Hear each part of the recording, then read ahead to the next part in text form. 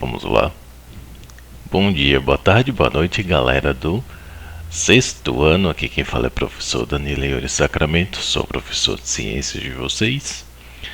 E hoje nós vamos falar ou dar continuidade sobre o assunto, ok?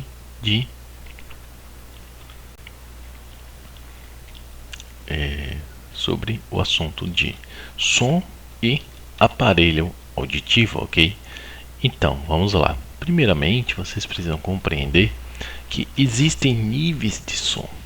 Por exemplo, vocês podem estar não apenas ouvindo minha voz, mas ouvindo todo o fundo de som que há neste áudio. Enquanto que existe o farfalhar das folhas, farfalhar que se diga é o som, por exemplo, de uma folha caindo, o som de uma pessoa pisando numa folha, ou também de um animal pisando numa folha, ou um animal se alimentando de uma folha também. Existe o som da conversa, cochicho, né? Falar baixo no ouvido de outra pessoa. Entre duas pessoas existe uma conversa normal, que é aqui que eu estou fazendo com vocês. O ruído médio de trânsito normal, o apito de um guarda de trânsito ou de um árbitro de futebol e o barulho da decolagem de avião. Note que há um aumento do número de decibéis. Decibéis é uma contagem física, vocês vão ver lá no ano com mais detalhes, que essa contagem pode fazer bem, okay, em definir de onde vem o som ou fazer mal à saúde dos ouvidos. Então, quanto mais decibéis, maior é o volume, ok, de um som. E as pessoas podem acabar adquirindo surdez, problema de saúde, caso tenha um problema. Então, a orelha, ela faz parte de um sistema de pressão do corpo, em que o ponto médio é o umbigo, então pressão de cima da cabeça. Esta pressão tem relação, né, é relacionada ao equilíbrio, okay, e a capacidade do ser humano de deslocar o próprio corpo. Por exemplo, a dança do carimbó, que existe lá no Pará. Pessoas que dançam, elas giram a cabeça e o corpo para um lado e para o outro. Então, o ritmo da música, eles vão modificando as posições corporais, né, os movimentos corporais e, claro, conseguem dançar de uma forma melhor ou pior. Então, agora nós vamos trabalhar com estímulos, ok, luminosos. Esses estímulos luminosos, obviamente, nós trocamos o órgão do sentido, ok? Aqui, o órgão do sentido anterior era o ouvido, agora é a visão. Então, aqui podemos entender que ver, enxergar, ok? Para as pessoas que possuem o sentido da visão normal, podem perceber que há entonações distintas de cores, okay, e formas em dois tipos de quadro de óleo sob tela que existe no livro didático. Só que não apenas isso. Por exemplo, observem a tela do celular ou do computador ao redor, como é. Caso você deixe cair água ou água toque na tela, qualquer líquido, você vai perceber uns pontinhos coloridos, ok? Esses são os pixels, ok? Por exemplo, uma tela de computador 4K, então ela possui, cada pontinho daquele possui 4.000 pixels na soma total, okay, de um canto ao outro da tela. Então 4K é uma tela de 2048, se eu não me engano, por 2048 pixels. Então, por exemplo, na vertical você tem 2048 e na horizontal também 2048 na tela. Isso é muito comum em tecnologia, certo? O HD já é a metade, 1024. essa capacidade de percepção, ok, dos olhos, da luz, existe um padrão comum entre todos os seres humanos, claro que uma pessoa normal. Alguns indivíduos que nascem com o talento, né, de ter a capacidade de visão melhor e também de enxergar, e ainda faz parte de algum esporte que desenvolva a visão, como por exemplo tiro ao alvo, essas pessoas vão conseguir ter um melhor desenvolvimento das partes do olho, que nós vamos ver a seguir. A capacidade do olho de perceber, veja, olho e a percepção do que? Da luz. Há partes aqui que fazem parte do globo ocular, ok? Do globo, ok? Globo ocular, essa parte redonda, onde há o órgão do olho. Aí você tem os cílios, que são esses pelos protetores dos olhos contra sujeiras, por exemplo, poeira. Aparelho lacrimal, que são as glândulas lacrimais, elas produzem lágrima e lançam a lágrima aqui para o canto dos olhos. Depois o supercílio, que está acima, produzindo uma outra proteção, especialmente proteção contra o suor. Okay? As pálpebras, que são esta cobertura de pele que a pessoa fecha e abre os olhos ao redor. Pois bem, mas o olho não é feito apenas disso, o olho também é feito da parte interior dele, aqui, mais detalhada. Vocês podem perceber que há a íris, parte colorida do olho, em que aqui é uma boa imagem 3D do olho, bacana para estudar a coloração do olho. Depois a parte mais interna, que é a pupila, okay? Pupila do olho. Depois da pupila vem a córnea, que é como se fosse uma lente de câmera fotográfica, okay? Câmera no celular. Após isso, aqui, perdão, a córnea é a camada branca, ok? Letra C, córnea, camada branca, ok? Essa outra que eu falei não é a lente, é dominada a lente mesmo o nome, que é a letra F, é a lente, ok? Semelhante à lente da câmera fotográfica. Letra D, a esclera, ok? Que é a parte conhecida como branca do olho, aqui.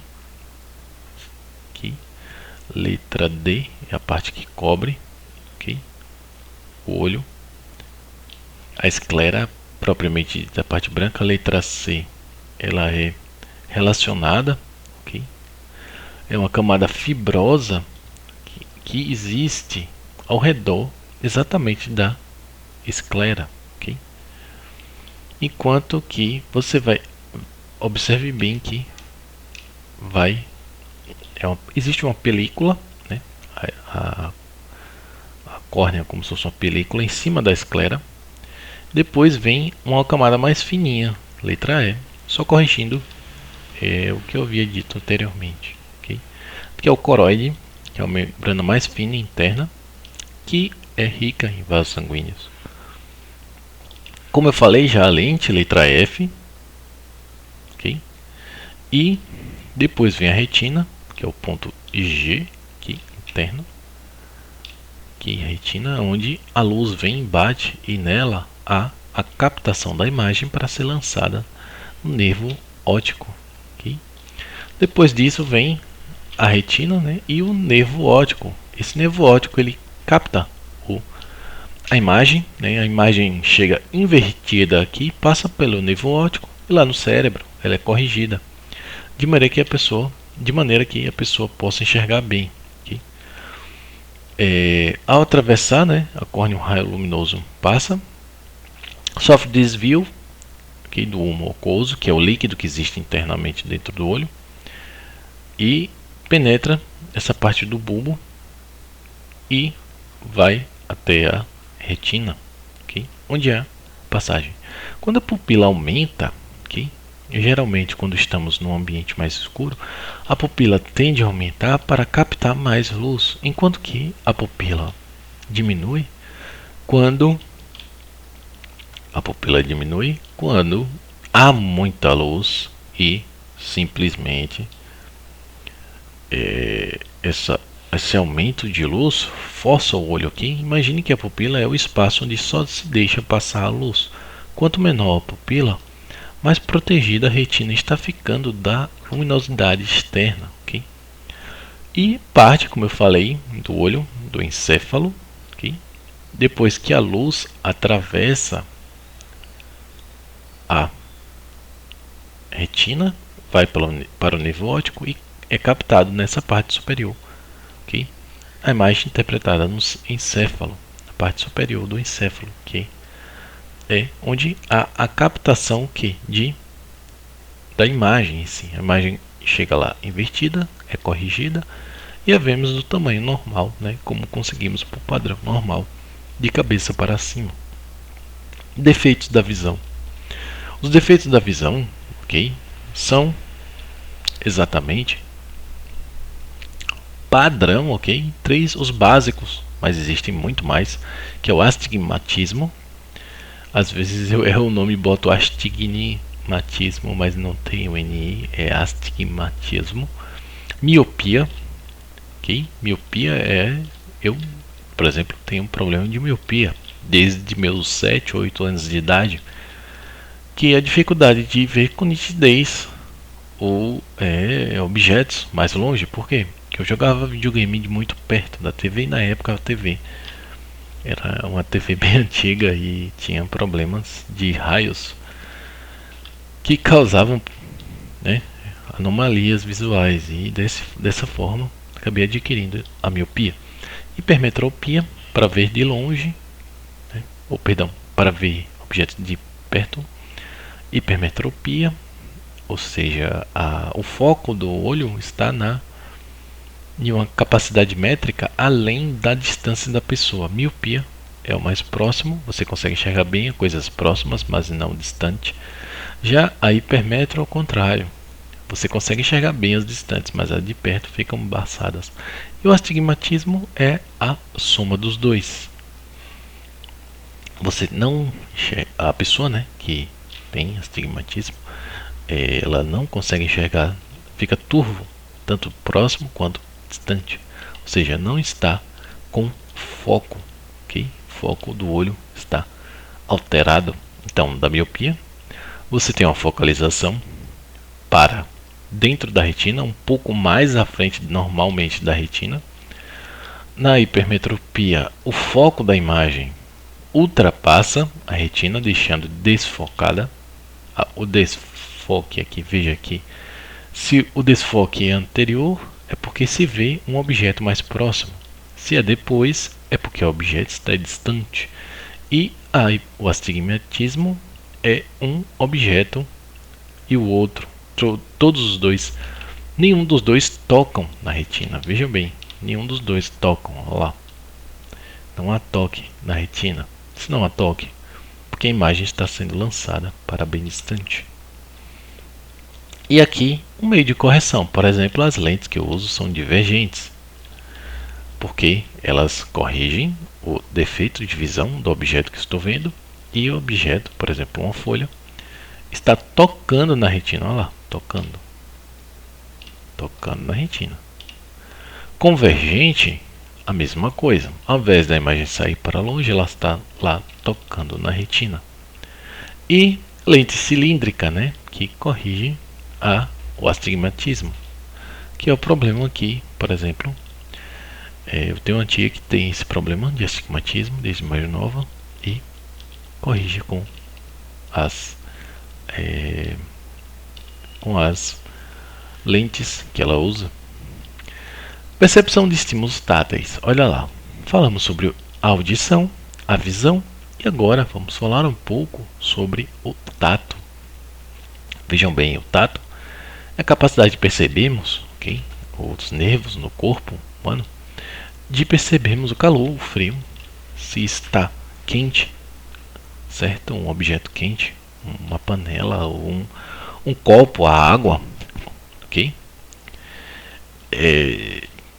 E também um objeto que seja perfuro cortante, né? Uma tesoura que corta e perfura. a pessoa pode sentir que o dedo cortou, né? Começa a sangrar e a doer. Então, os estímulos táteis são úteis para a captação de informações e eles são usados por pessoas que têm problemas de visão, visão baixa ou cegueira, ok? Qualquer que seja o nível de visão que a pessoa tenha. Então, cada letra aqui do Braille, ok? Que é um padrão de Braille, como eu falei, estímulo tátil e térmico, a pessoa, aliás, não só isso, né, mas também, por exemplo, se uma pessoa estiver com os olhos vendados e tocar num objeto e começar a perceber o contorno, conformação do objeto, etc. Então, a pessoa vai entender como aquele objeto funciona, como ele é, como deixa de ser, ok? Então, gente, vamos lá. Só um minutinho aqui.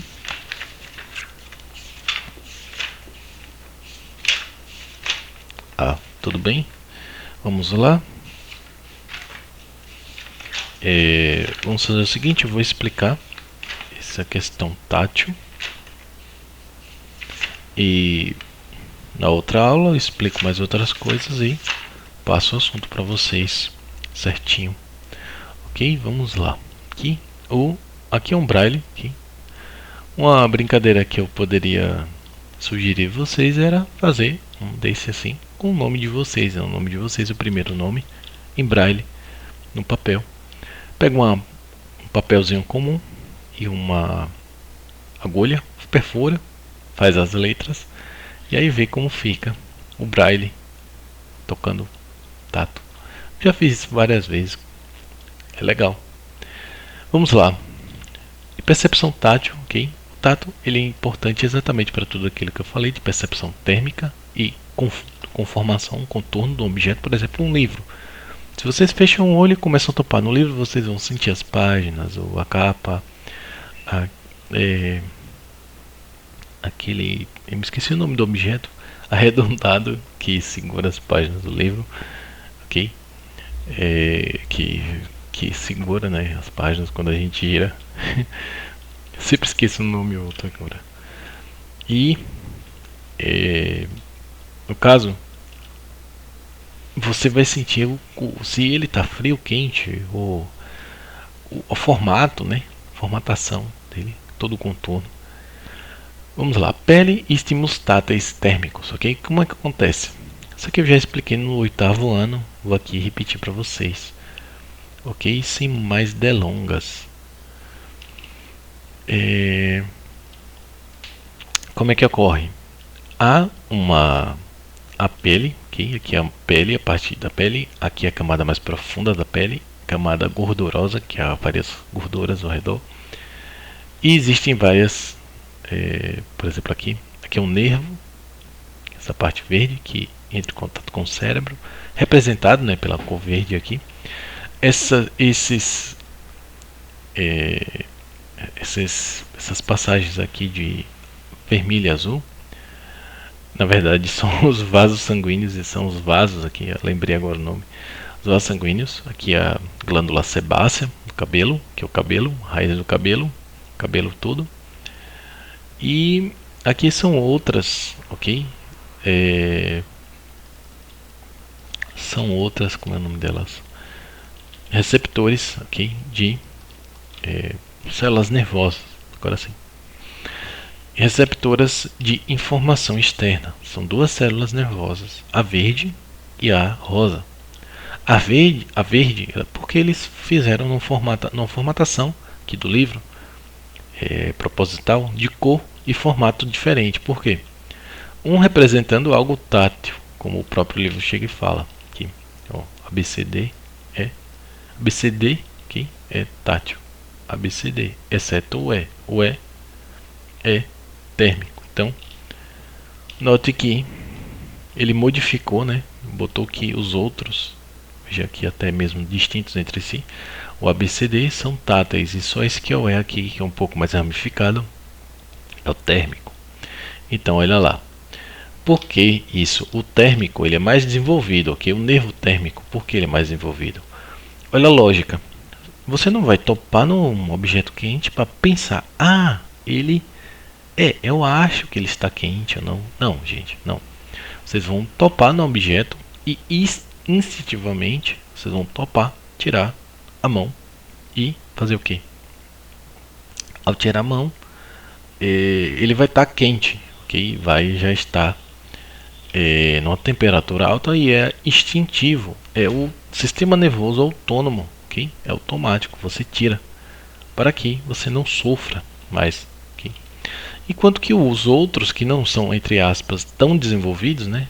Ou não são tão quanto comparado ao do tato térmico, o tato para percepção tátil propriamente dita e não apenas térmica, você vai topar no objeto, mesmo que esteja um pouco quente ou um pouco frio, morno, você vai topar.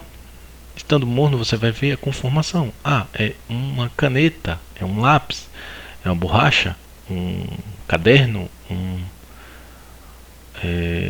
não sei, um papel, etc e tal. Isso aí depende, ok? De cada um. Bom, gente, para a próxima aula vamos ficando por aqui, ok? Fique com Deus, até a próxima aula. Tchau, tchau.